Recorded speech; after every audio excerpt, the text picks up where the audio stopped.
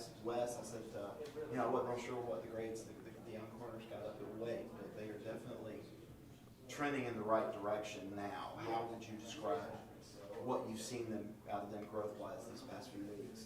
Tremendous steps. Guys are more detailing their work, putting in even more extra time in the film room and study sessions, asking more questions.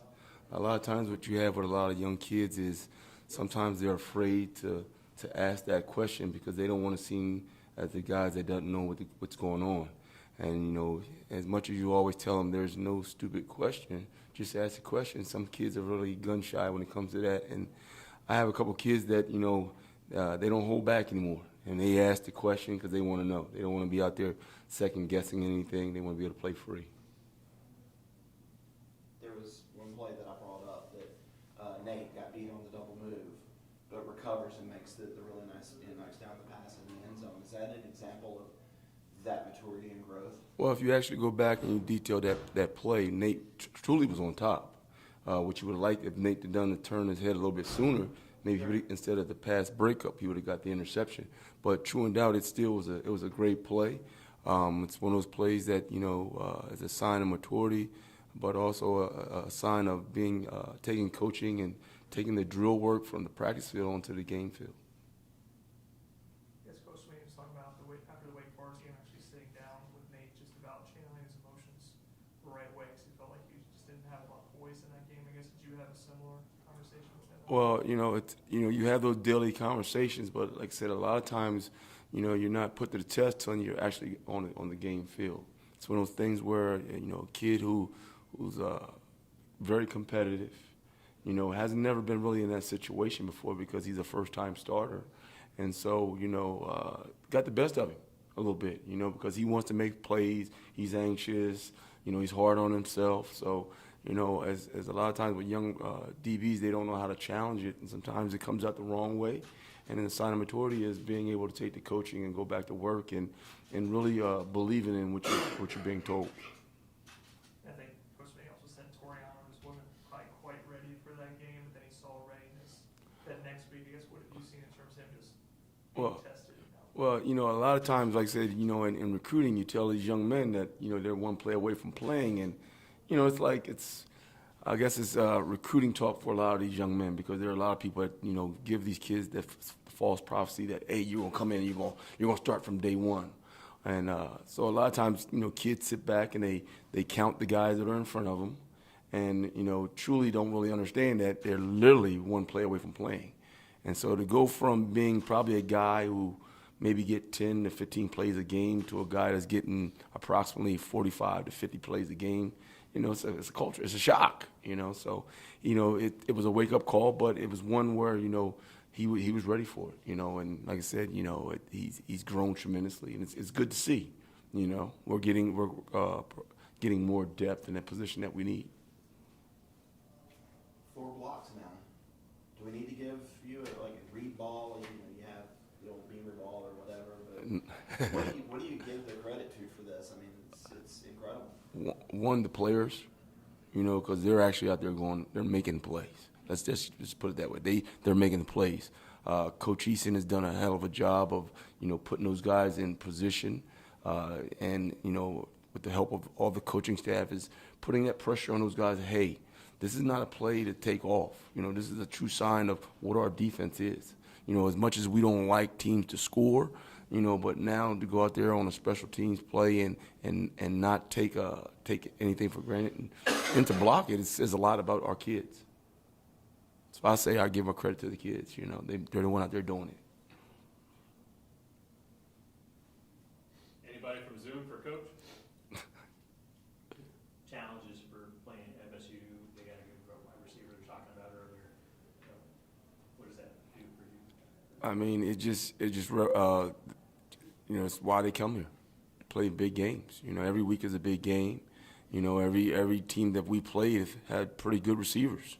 And we're going against another crew that, they've got some good receivers. So we can't let our guard down, and we just got to continue to play and get better. Coach, I got one Trevor Gross from Tigertime as a special teams coordinator. The 4 block kicks and punts this season, that's second nationally. great. I mean, he's brought a heck of a wealth of knowledge. You know, he's coached a lot of ball. He's played a lot of ball. So when you can institute that type of person and his philosophy and his coaching and his demeanor, it does a lot for us. You know, he's made his presence in our room alone, and his staff and organization has quietly been felt. And Florida State the other night, they ran that trickery on the punt return with Pittman and Pope Wilson. How do you guard against that sort of thing when the expected punt returner is faking like he's going to catch it, and then the coverage doesn't have a clue where the ball is?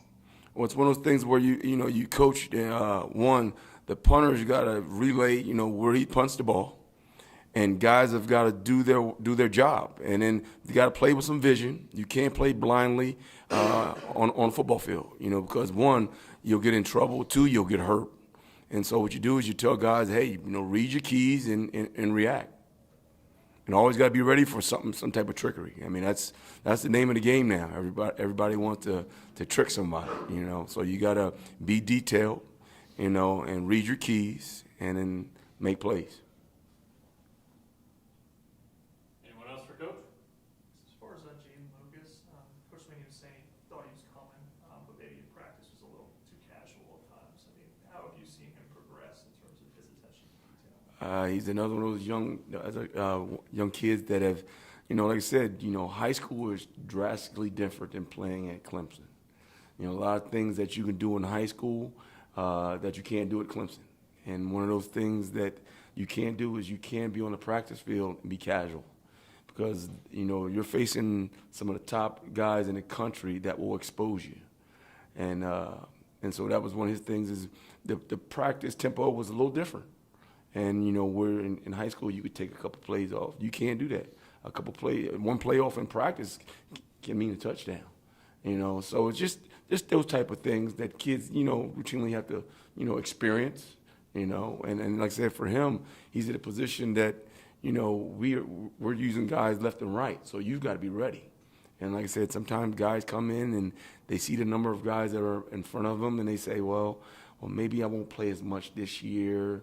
And now when you actually see that, what Coach Reed was talking about in recruiting come to fruition, you're like, wow, okay, I got to get my stuff together.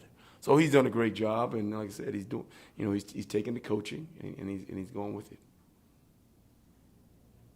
Anyone else? Hey, just one more. Just Andrew Bula, obviously he's played he's bumped down the corner a bunch now. I guess what about his skill set makes him able to play both? Highly athletic, competitive, has played some corner in his career. So it's one of those type of things that when you have a young man with that type of skill set, you can plug and play him in various positions and he'll excel. And that's what you like, because you never know in this game. Like I said, you're one play away from playing.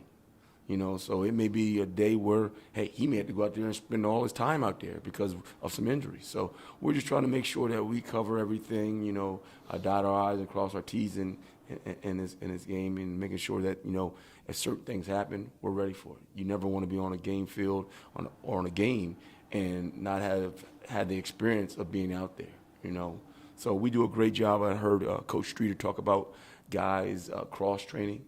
We do a great job of cross-training our young men so that now we can plug and play with a various bunch of guys.